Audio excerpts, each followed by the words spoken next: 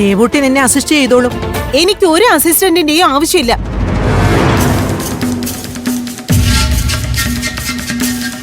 എല്ലാ ദിവസവും സ്കൂളിൽ മെനക്കെട്ട് പോകാനും പറ്റത്തില്ല.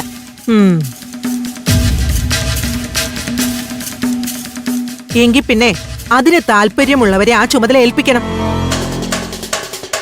മാനേജർ സ്ഥാനത്തെ ചൊല്ലി നിങ്ങൾ തമ്മിലൊരു തർക്കം വേണ്ട.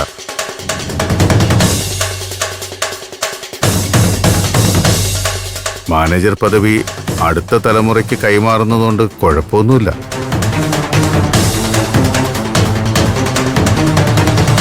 പക്ഷേ അങ്ങനെ നോക്കുമ്പോഴും വർഷയാണല്ലോ ആ പൊസിഷനിലേക്ക് വരേണ്ടത്.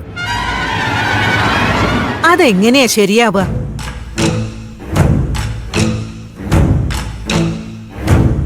ഈ കുടുംബവുമായി ബന്ധമുള്ളവർക്കേ ആ സ്ഥാനം കൊടുക്കാൻ പറ്റുള്ളൂ.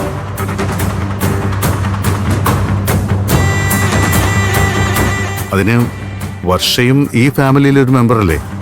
കുടുംബത്തിലെ അംഗമൊക്കെ തന്നെ ആവാം. പക്ഷേ മതിലകം കുടുംബവുമായി വർഷയ്ക്ക് രക്തബന്ധമൊന്നും അവകാശപ്പെടാനില്ലല്ലോ.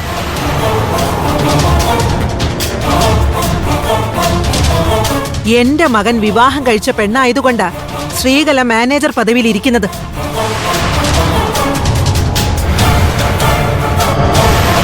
അങ്ങനെ നോക്കുമ്പോ സന്ദീപ് വിവാഹം കഴിച്ച ദേവൂട്ടിയാണ് ഇനിയിപ്പോ ആ പദവിയിലേക്ക് വരേണ്ടത്. സന്ദീപിന്റെ വിവാഹം ഞാൻ അംഗീകരിച്ചിട്ടില്ല. അംഗീകരിക്കാത്തത് നീ മാത്രമേ ഉള്ളൂ. സന്ദീപ് ദേവൂട്ടിയെ ഭാര്യയായി സ്വീകരിച്ചിരിക്കുന്നിടത്തോളം കാലം ദേവൂട്ടി ഈ കുടുംബത്തിലെ അംഗം തന്നെ. മാധവേട്ടൻ എന്നെ വിവാഹം കഴിച്ചതുപോലെ അല്ലല്ലോ സന്ദീപ് അവളെ വിവാഹം കഴിച്ചത്.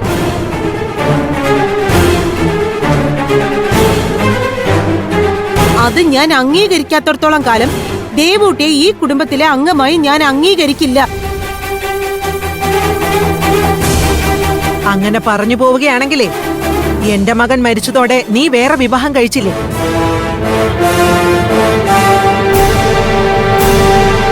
അപ്പൊ ആ സ്ഥാനം ഞാനും അംഗീകരിക്കില്ല. ദേവൂട്ടിയെ മാനേജരാക്കാൻ അമ്മ വളഞ്ഞ വഴിയൊന്നും ചിന്തിക്കണ്ട.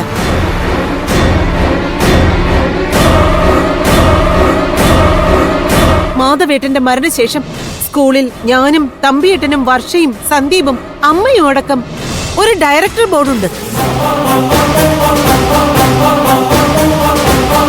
ഡയറക്ടർ ബോർഡിന്റെ ഭൂരിപക്ഷത്തിനനുസരിച്ച് അവിടെ കാര്യങ്ങൾ നടക്കും. ആര് മാനേജരാകണം, ആര് സ്കൂളിൽ അപ്പോയിന്റ് ചെയ്യണമെന്നൊക്കെ ഡയറക്ടർ ബോർഡിലെ മെജോറിറ്റിയുടെ തീരുമാനം അനുസരിച്ച് നടപ്പാക്കും.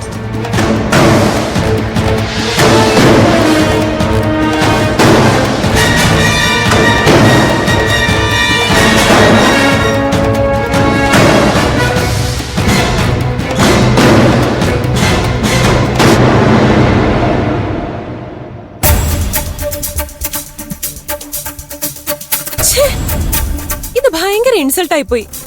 എനിക്ക് മാത്രമല്ല ഡാഡിക്കും. ഞാൻ ഈ കുടുംബത്തിലെ ആരുമല്ലെന്ന് ആ സ്ത്രീ വിളിച്ചു പറഞ്ഞപ്പോ ശ്രീകലാമ ഒന്ന് ഡിഫെൻഡ് ചെയ്ത പോലും ഇല്ലല്ലോ. അതുപോലെ തന്നെയാ ഡാഡിയുടെ കാര്യവും. ഞാൻ എങ്ങനെ ഡിഫെൻഡ് ചെയ്യണോന്നാ നീ പറയുന്നേ?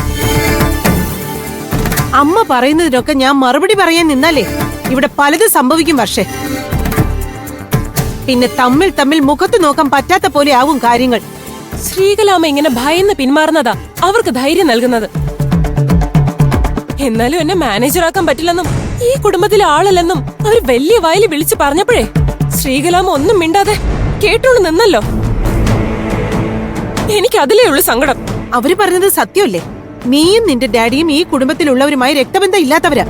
ഓ, അപ്പൊ രക്തബന്ധം വലുതല്ലേ? ശ്രീകലാമയുടെ ആദ്യത്തെ ഭർത്താവ് മരിച്ചപ്പോഴേ ഈ കുടുംബത്തിനെയും ബിസിനസിനെയും താങ്ങി നിർത്തി രക്ഷപ്പെടുത്തി എടുത്തത് എന്റെ ഡാഡിയാ. അതിലും വലിയ എന്ത് ബന്ധവാ നിങ്ങളുടെ ഈ രക്തബന്ധത്തിനുള്ളത്? പറഞ്ഞു നീ വല്ലാതെ കാട് കയറേണ്ട വർഷേ. തമ്പിയേട്ടൻ എന്നെ ഈ കുടുംബത്തെ സഹായിച്ചിട്ടുണ്ടെന്നുള്ളത് നേരാണ്. പക്ഷെ അതിന്റെ പ്രയോജനം തമ്പിയേട്ടനും കിട്ടിയിട്ടുണ്ട്. എടുത്തു പറയാൻ പ്രത്യേകിച്ച് കുടുംബ മഹിമ പോലും ഇല്ലാത്ത ഒരാളെ ഈ കുടുംബത്തിലെ നാഥനായിട്ട് എല്ലാവരും അംഗീകരിച്ചില്ലേ? നിനക്ക് ഒരു കുറവും ഇല്ലാതെ ഇത്രയും നാളും വളർത്തിയില്ലേ?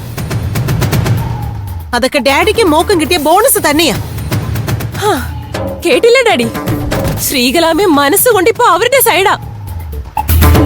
ഞാൻ ആരുടെ സൈഡ് പറഞ്ഞൊന്നുമല്ല, സത്യം പറഞ്ഞു. അതിനെന്താ കുഴപ്പം? സ്കൂളിന്റെ മാനേജർ പോസ്റ്റിനെ പറ്റി ശ്രീകലയും വർഷയും തമ്മിൽ ഇങ്ങനെ തർക്കിച്ചിട്ടൊരു കാര്യമില്ല. സ്കൂളിന്റെ ഡയറക്ടർ ബോർഡിൽ നമ്മൾ അംഗങ്ങളായിരിക്കുന്നിടത്തോളം കാലം നമ്മൾ പറയുന്നതേ സ്കൂളിൽ നടക്കൂ. ഏറിയാൽ 1 കൊല്ലം